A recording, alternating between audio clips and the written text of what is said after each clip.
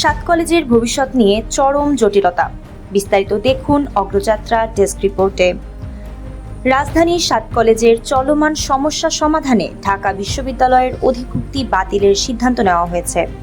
College সাতটি হল Dhaka college, Eden মহিলা কলেজ, বেগম বদরুন্নেসা সরকারি কলেজ, কবি নজরুল সরকারি কলেজ, সরকারি শহীদ সোহরাওয়ার্দী কলেজ, সরকারি বাংলা কলেজ ও সরকারি তিতুমীর কলেজ। সোমবার ২৭ জানুয়ারি ঢাকা বিশ্ববিদ্যালয়ের উপাচার্যের সঙ্গে সাতটি কলেজের অধ্যক্ষদের নিয়ে বৈঠক করে এই সিদ্ধান্ত নেওয়া হয়।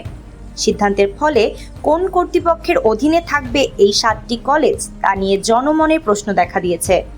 বৈঠকের পর ঢাকা বিশ্ববিদ্যালয়ের উপাচার্য অধ্যাপক নিয়াজ আহমেদ গণমাধ্যমকে বলেন, আমরা আলোচনার মাধ্যমে ঢাকা বিশ্ববিদ্যালয়ের সঙ্গে অধিভুক্ত সরকারি সাত কলেজের সম্মানজনক পৃথকীকরণের বিষয়ে সিদ্ধান্ত নিয়েছি।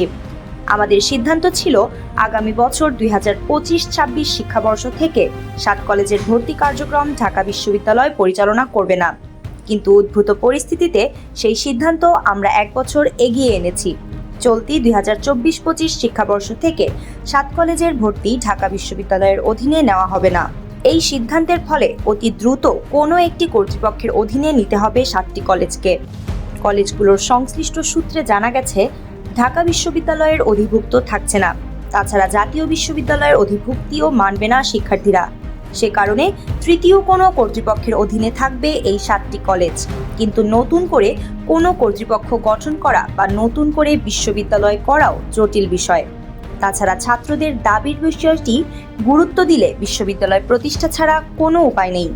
সংশ্লিষ্ট সূত্রে জানা গেছে, ঢাকা বিশ্ববিদ্যালয়ের অধিভুক্ত সরকারি সাত কলেজের জন্য বিশ্ববিদ্যালয়ের সমকক্ষ একটি স্বতন্ত্র প্রাতিষ্ঠানিক কাঠামোর রূপরেখা প্রণয়নে একটি কমিটি গঠন করেছিল শিক্ষা মন্ত্রণালয়।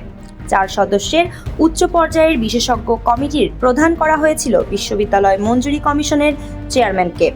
৪ সদস্যের অন্যরা হলেন শিক্ষা মন্ত্রণালয়ের মাধ্যমিক ও উচ্চশিক্ষা বিভাগের অতিরিক্ত সচিব, ঢাকা বিশ্ববিদ্যালয়ের উপাচার্য ও ইউজিসি সদস্য অধ্যাপক তানজিমুদ্দিন খান। জানতে চাইলে কমিটির প্রধান ঢাকা বিশ্ববিদ্যালয়ের উপাচার্য ও ইউজিসি সদস্য অধ্যাপক তানজিমুদ্দিন খান বলেন, কোনো প্রকার আলাপ আলোচনা না করে ঢাকা বিশ্ববিদ্যালয় থেকে সাতটি কলেজের অধিভুক্তি বাতিল করে পরিস্থিতি আরও জটিল করা হলো। সমস্যা সমাধানের বিষয়টি ঢাকা বিশ্ববিদ্যালয়ের এখতিয়ারের মধ্যে পড়ে।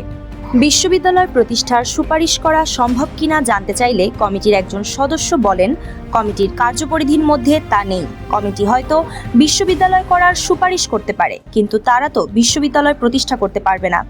সেক্ষেত্রে পরিস্থিতি জটিল হয়ে গেল। ঢাকা বিশ্ববিদ্যালয়ের উচিত হয়নি ২০২৪-২৫ শিক্ষাবর্ষের ভর্তি না নেওয়ার সিদ্ধান্ত গ্রহণ করা। তাছাড়া হঠাৎ সাত কলেজের অধ্যক্ষের সঙ্গে বৈঠক করে অধিভুক্তি বাতিল করা যায় না, তার একটি প্রক্রিয়া রয়েছে, সময় প্রয়োজন। এই পরিস্থিতিতে শিক্ষার্থীদের শিক্ষাজীবন অনিশ্চয়তায় পড়ল। এমন পরিস্থিতি করে বিশ্ববিদ্যালয় প্রতিষ্ঠা করার পরিস্থিতিতে সরকারকে ফেলে দেওয়া হয়েছে, এটি ঠিক হয়নি। অধিভুক্তি বাতিলের পর পরবর্তী পদক্ষেপ কী হবে জানতে চাইলে ঢাকা কলেজের অধ্যক্ষ অধ্যাপক AKM ইলিয়াস বলেন, ইতোমধ্যে একটি কমিটি করা হয়েছে। কমিটি যে সুপারিশ করবে সেই সিদ্ধান্ত নেওয়া হবে। আর আমরা চলমান পরীক্ষাগুলো স্থানীয়ভাবে নেব, যাতে শিক্ষার্থীদের শিক্ষাজীবন কোনোভাবেই বিঘ্নিত না হয়।